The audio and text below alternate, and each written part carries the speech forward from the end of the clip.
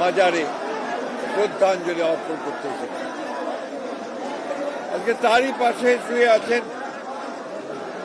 আমাদের আরেকজন জন্মা অপরাজেয় নেত্রী, মহিষী নেত্রী, যিনি তার সারাটা জীবন বাংলাদেশের গণতন্ত্র, স্বাধীনতা ও সার্বভৌমত্বের জন্য লড়াই করে তার জীবন উৎসর্গ করেছেন। শহীদ প্রেসিডেন্ট জিয়া রহমান বাংলাদেশের রাজনীতিতে একটি এমন নাম, যে নাম প্রতি মুহূর্তেই স্মরণ করতে হয়। যিনি বাংলাদেশের স্বাধীনতা ঘোষণা করেছিলেন, পরবর্তীকালে বাংলাদেশে গণতন্ত্রকে এবং বহুদলীয় গণতন্ত্রকে তিনি পুরো প্রবর্তন করেছিলেন। সংবাদপত্রের স্বাধীনতা নিশ্চিত করেছিলেন, বিচার বিভাগের স্বাধীনতাকে নিশ্চিত করেছিলেন এবং অর্থনীতিতে বটমলেস বাস্কেটে ভবিত হওয়া বাংলাদেশকে সমৃদ্ধির অর্থনীতিতে পরিণত করেছিলেন।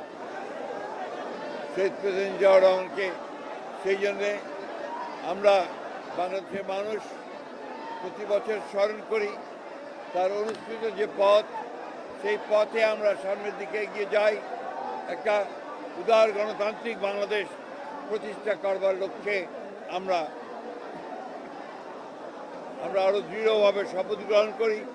এবং আজকে যখন ফেব্রুয়ারি মাসে 12 তারিখে নির্বাচন ঘোষিত হয়েছে, একটি ছাত্র গণতার অভ্যুত্থানের মধ্য দিয়ে যখন ফ্যাসিস্ট হাসিনা পালিয়ে গেছে, তখন আবার নতুন করে ধ্বংসপ্রাপ্ত অর্থনীতির বাংলাদেশকে গড়ে তোলার জন্য, গণতন্ত্রকে প্রাতিষ্ঠানিক রূপ দেওয়ার জন্য আমরা আজকে এখানে শপথ নিয়েছি।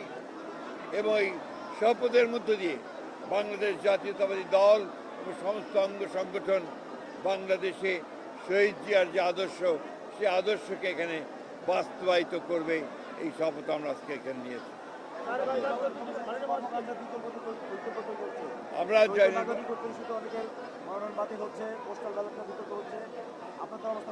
এটা বরাবরই আপনার নির্বাচন কমিশনের যখন বাছাই হয় তখন কিছু সমস্যা থাকে, এটা নতুন কোনো ব্যাপার না। আমরা এখন পর্যন্ত নির্বাচন কমিশনকে দেখেছি যে মোটামুটিভাবে তারা যোগ্যতার সঙ্গেই কাজ করছে। আমাদের যে সমস্যাগুলো একটা আমরা মনে করেছি, সেগুলো আমরা গতকাল তার সামনে তুলে ধরেছি এবং আমরা বিশ্বাস করি যে নির্বাচন কমিশন যোগ্যতার সঙ্গেই এই নির্বাচন পরিচালনা করতে সক্ষম।